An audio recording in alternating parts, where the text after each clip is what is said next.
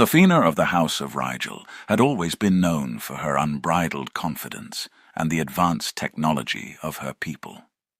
Born into a lineage renowned for their intellectual achievements and technological prowess, Sophina was a dazzling example of Rigelian ambition.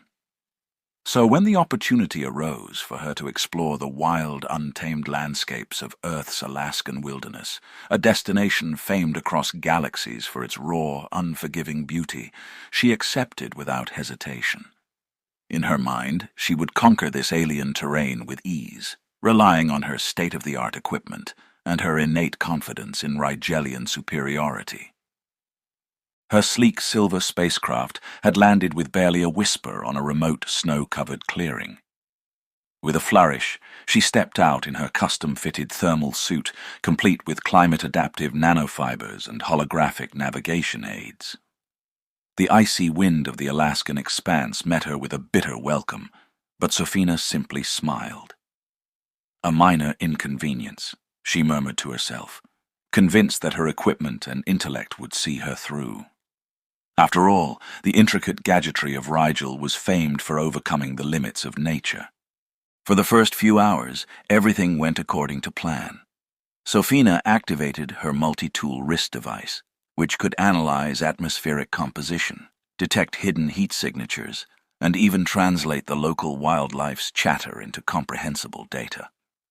She marveled at the sprawling vistas of ice and sky, taking meticulous notes for her interstellar reports. Alaskan wilderness was perfect for alien explorers, hardly no pesty humans, and if she did spot any, she could cloak out of sight. Yet, as twilight deepened and temperatures plummeted far below the expected readings, a creeping sense of unease began to gnaw at her confidence. It turned out that while her equipment was advanced, it was calibrated for Rigelian environments, not Earth's erratic climate. Her thermal suit's energy reserves were depleting faster than anticipated, and the holographic map soon revealed a grim reality. Her navigation system was malfunctioning, leaving her stranded in a labyrinth of snowdrifts and frozen crevasses. The confidence that had fueled her initial bravado now yielded to a chill of panic as the realization set in she had no real survival training. In her world of luxury and controlled environments, the wild elements of Earth were an entirely different beast. Hours turned into a day, and Sophina's situation worsened. With her advanced equipment failing her one by one, a GPS that spouted incomprehensible coordinates, a thermal suit that couldn't keep up with the plummeting mercury, and a communicator that intermittently chirped warnings, she found herself battling not only the physical cold, but also the bitter sting of regret. Her pride, so long bolstered by Rigelian achievements, now melted away like snow under the weak glow of an alien sun. Deep in the frigid wilderness, when hope seemed as distant as the stars she once commanded, fate intervened in the form of a rugged human man named Max Nads. Max was a seasoned outdoorsman, a local Alaskan who knew every nuance of the wild and who had long made his home amidst nature's harshest elements.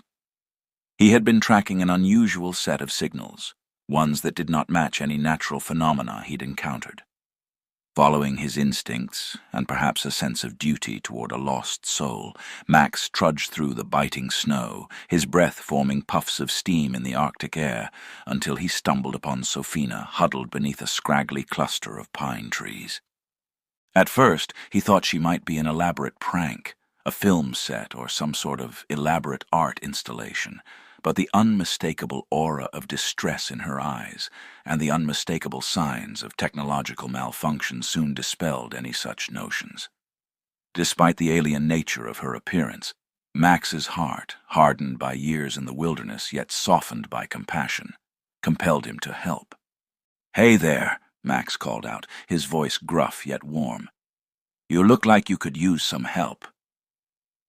Sophina, barely conscious from the cold and dehydration, could only manage a weak nod. With surprising gentleness, Max wrapped his own heavy woolen scarf around her shivering shoulders and guided her to the battered pickup truck that had served as his home on many freezing nights. "Climb in," he said. "We'll get you warmed up."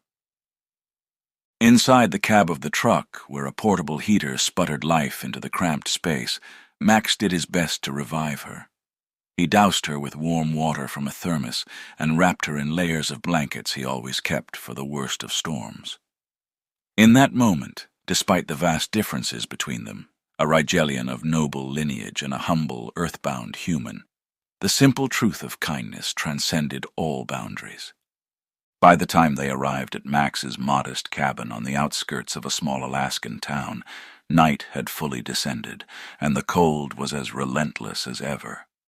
The cabin, snug and filled with the comforting aromas of a hearty stew and freshly baked bread, was a world away from the sterile efficiency of Sofina's advanced technology. Here, every creak of the wooden floor and every flicker of the fire told a story of survival, resilience, and the raw, unadulterated beauty of life lived close to nature. Max set about preparing a place for Sofina to rest. He provided a warm bed laden with quilts and flannel sheets, and even offered her a seat by the roaring fireplace. "You're safe here," he assured her, his tone gentle yet unwavering. "No fancy tech is going to help you if you're dead, so let's get you back on your feet." As Sofina slowly regained her strength, she found herself both humbled and deeply moved by Max's genuine care. In her mind, she had always seen herself as invincible, a master of technology and a conqueror of challenges. But here, in the simplicity of human compassion, she recognized a truth her people had long overlooked. Sometimes, the greatest power lies not in the devices one carries, but in the kindness one shares. That night, as the wind howled outside like a chorus of ancient spirits, Max sat with Sofina by the fire. They spoke in halting phrases at first. She, in a mixture of Rigelian formalities and the broken English she had picked up from intercepted broadcasts, and he, in a soft, measured tone that resonated with the wisdom of many winters spent in solitude. Slowly a bond formed between them, fragile yet undeniable. In the quiet intimacy of Max's cabin, he offered her not just physical warmth, but emotional solace. When the fire's embers cast dancing shadows upon the walls, Max draped a blanket over her, and noticing how much she shivered despite the room's heat, invited her to share his bed for the night. "You need all the warmth you can get," he said, a playful glimmer in his eyes. And so, beneath the gentle glow of the fire and the hushed murmurs of the Alaskan night, the unlikely pair found solace in each other's arms. Their closeness, initially born of necessity, soon blossomed into a tender romance. Soft whispers and shared laughter filled the hours as Max recounted tales of his childhood in the wilderness, of long winters and the resilient spirit of the people who called Alaska home. In return, Sofina spoke of the wonders of Rigel, a world of gleaming spires, luminous skies, and advanced technologies that had once seemed so infallible. As they shared their disparate worlds with one another, both began to realize that there was much to learn from the unfamiliar, and that the union of two very different lives could create something unexpectedly beautiful. By the time dawn's pale light filtered through the frosted windows of the cabin, Sofina's condition had improved dramatically. Her once failing systems had been supplanted by the warmth of human care, and she found herself not just physically revived, but emotionally enriched by the experience. In a moment of heartfelt gratitude, Sofina knew that she could never repay Max enough for the kindness that had saved her life. Yet as a Rigelian and a member of the esteemed House of Rigel, she possessed one final gift, a device of unimaginable potential. After a breakfast of steaming stew and freshly brewed coffee, a stark contrast to the nutrient pastes she was accustomed to, Sofina produced a small, intricately carved box from a hidden pocket of her suit. "Max," she began, her voice soft with sincerity, "on my world, it is customary to present a token of gratitude when one's life is saved. This device is a gift from my people, and it can create any object that you can imagine." Max's eyes widened in astonishment as he carefully opened the box. Inside lay a gleaming, palm-sized device that pulsed with a soft, otherworldly light. Think of it as your very own personal fabricator, Sophina explained. Simply focus on the object you desire, and it will appear before you. Max was speechless. The possibilities seemed endless. A tool that could revolutionize life in the remote wilderness he loved so dearly.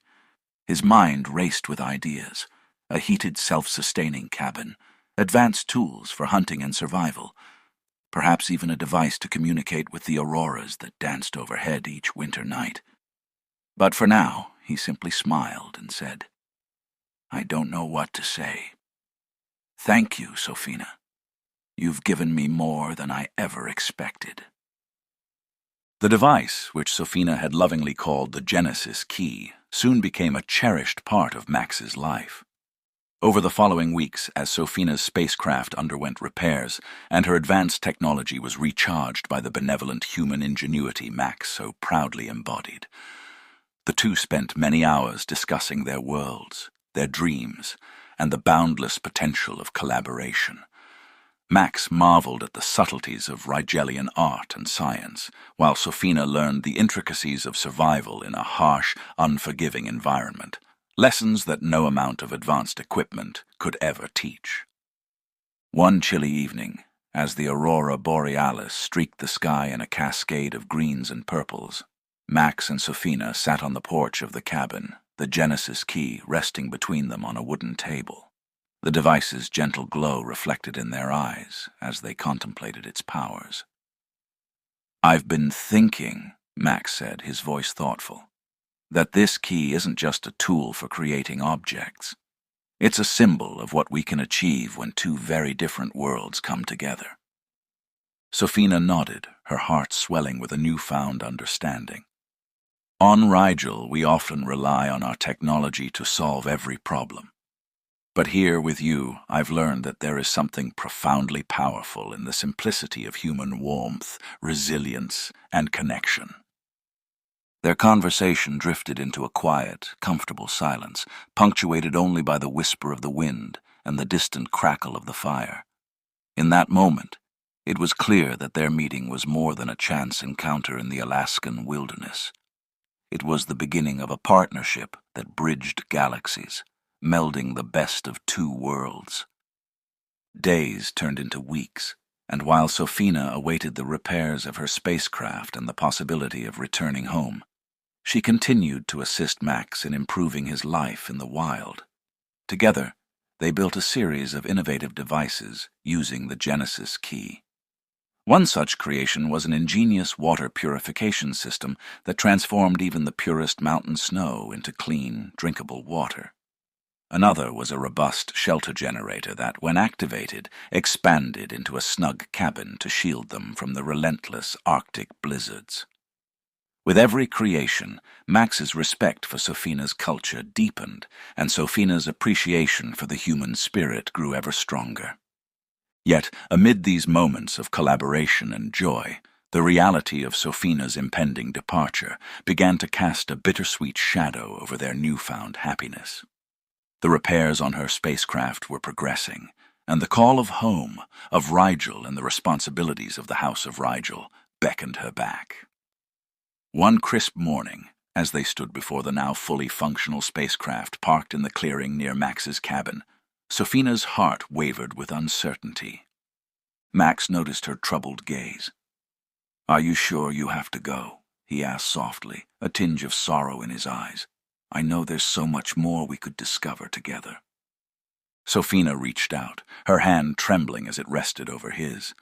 "My people, my duties.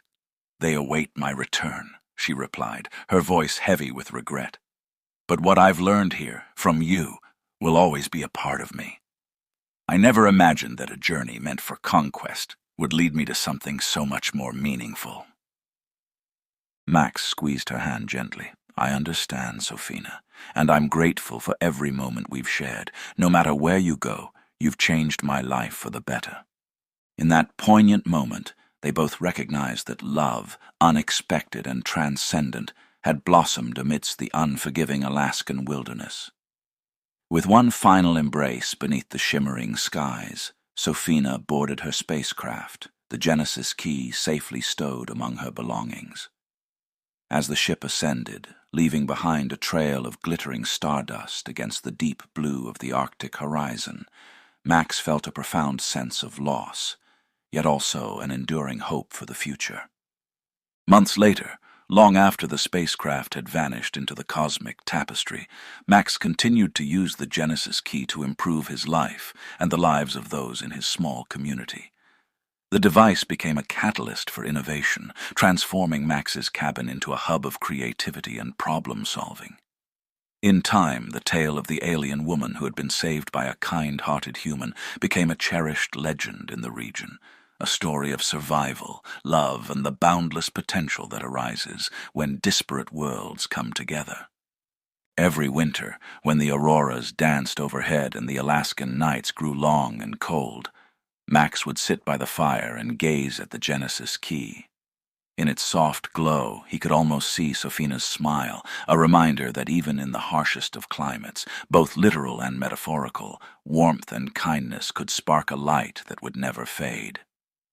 And somewhere, far across the galaxy on Rigel, Sofina would look up at the stars and remember the rugged, beautiful wilderness of Earth, and the human who had not only saved her life, but had forever altered the course of her destiny. In the end, her overconfidence and reliance on advanced technology had led her to an invaluable lesson.